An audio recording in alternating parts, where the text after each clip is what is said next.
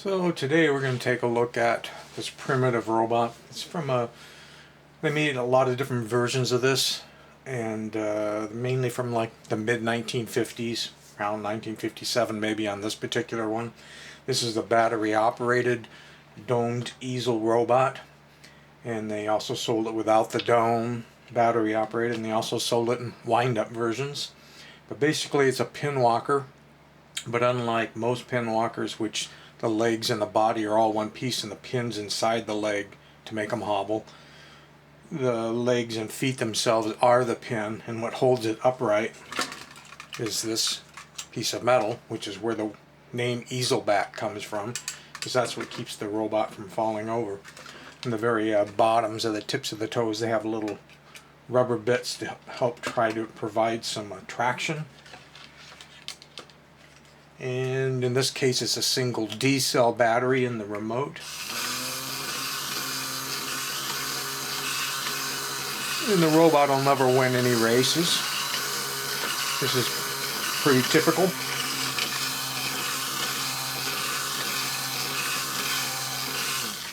Other versions of it, let's move the camera here.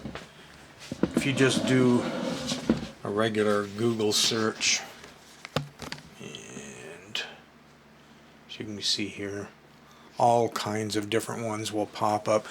I just typed in easel back robot, but you can type in Linemar, which was the company that exported in Japan. They were probably made by Yonizawa, and here they're showing some of the battery operated ones, wind up, so on and so forth. There's the domed easel back. You can see the box really did just say mechanical robot. Wasn't anything fancy there. I'm going to look. I'll let you stare at this guy here for a second. I think I took some pictures of the insides, so let me check here in my picture folder while you're staring at the robot. And let's see. Yes, here we go. Alright. Let's get you up here. So basically, it's the head, the body. Here you can see the mechanics. You have a simple motor that comes down. The brass gear drives a crown gear. Goes to one more gear reduction. And these are the cranks that drive the feet in their elliptical motion. This upper peg for the crown gear acts as the pivot point for the legs. And I think there'll be, yep, so here again you can see the motor, the gear, the crown gear. These are the cranks. These are the pivot points. So it's a very, very basic mechanism inside there. And I think that's pretty much all I wanted to say about it. Very, very primitive,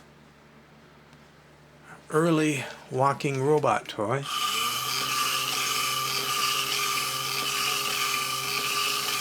Nicest thing about them is really the nice litho, where they dress them up. That's where they kind of really come to life. There's the